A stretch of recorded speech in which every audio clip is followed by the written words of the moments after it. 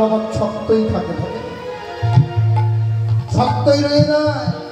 কিছু কাঠ পক্ষী এসে বেলডালে বসে যখন উপরে আঘাত করে আর কাঠের মতো ঠক ঠক করে আওয়াজ করে, ওরা মনে ভাবে এর ভিতরে কি আছে,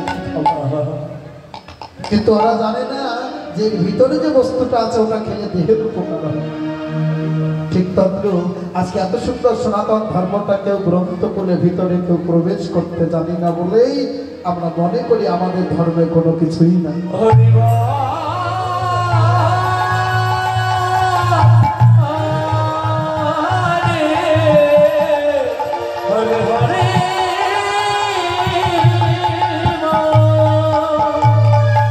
কিন্তু গ্রন্থ খুলে কেউ বলি না, গ্রন্থ অধ্যয়ন করার সময় আমাদের হয় না।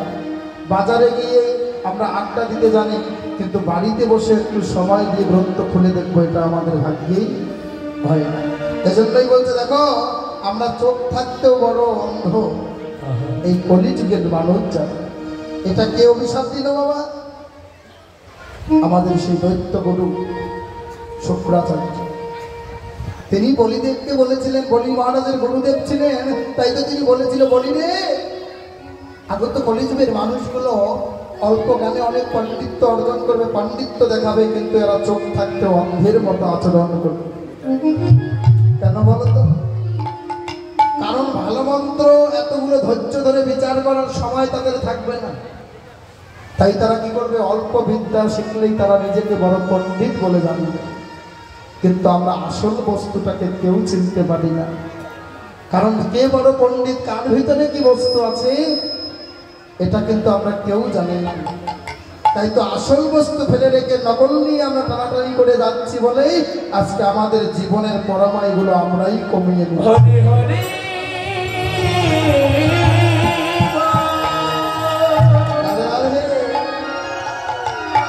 ও ভাইরা, এজন্য দেখুন আজকে কি বললেন বৈষ্ণব কবি কলম দিয়েছেন, কথা বলে আস্বাদন করুন যে হেমশয় অতিগোরা শোভাধরা হাস্যধরা যেন জগৎ জনার নয়নে আনন্দ।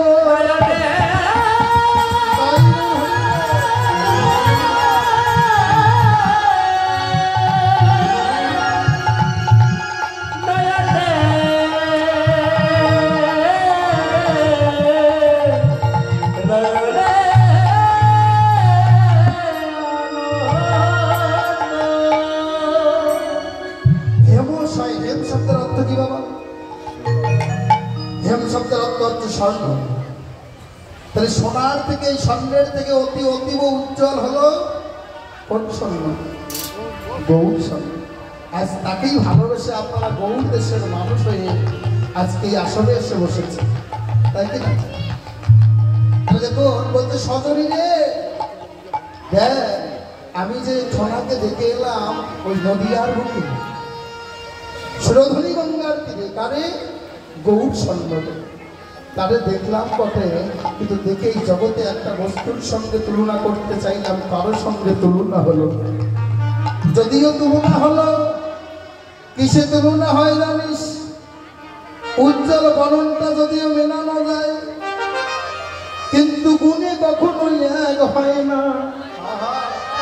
কি করে? এই জগতে সবচেয়ে উজ্জ্বল বস্তু হলো স্বর্ণ, আর এই স্বর্ণের অনেক দাম, তাই কি?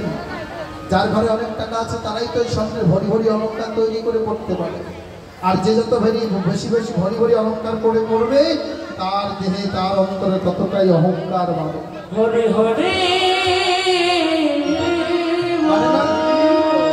তার অন্তরে অহংকার বাড়ে, কারণ আমার টাকা আছে বলেই তো আমি স্বর্ণের অলঙ্কার করেছি। কিন্তু জগতে যারা গৌর সোনাকে আবার ভালোবাসে, গৌরকে যারা আশ্রয় করে, ভগবানকে যারা ভালোবাসে, ওই চরণকে যারা আশ্রয় করেছে এ জগতে, তাদের গুণে আর ওই জাগতিক জগতের স্বর্ণের গুণে কখনো এক হবে। কারণ কি? জগতে যার বেশি টাকা আছে তারাই অহংকার নিয়ে স্বর্ণের অহংকার করে, কিন্তু যাদের জগতে টাকা নাই তারাই আবার গৌর সোনাকে আশ্রয় করে, তারাই আমাকে ভগবানকে ভালোবাসে। তাই তো বলে দেখো দেখো উজ্জ্বল বড় না হলে কি হবে, কিন্তু গুণে কখনো মেলে না। কেন?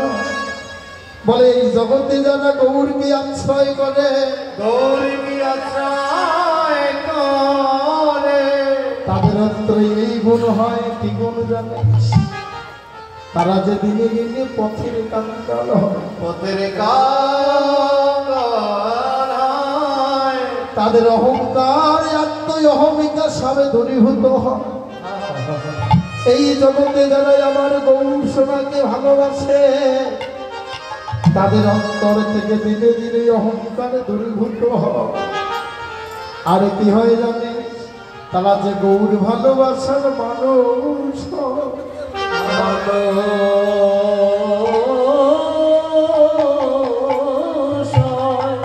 তার অন্তর অহংকার দূরে চলে যায়। আর কি করে জানি?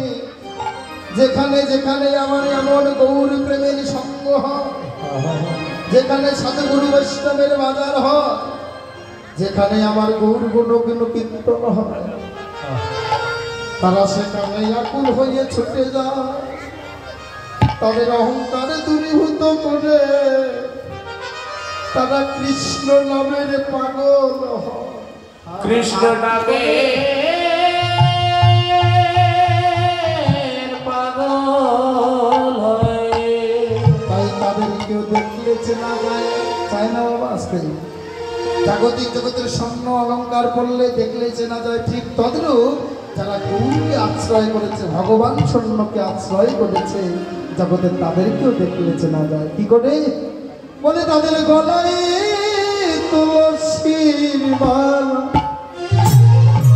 হাতে জপের মালা, ললাটে তিলক কাটা, তার গলায় তুলসীর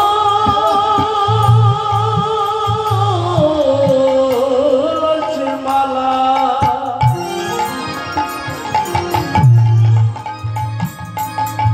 হাতে জপের মালা, কপালে তিলক ফোঁটা।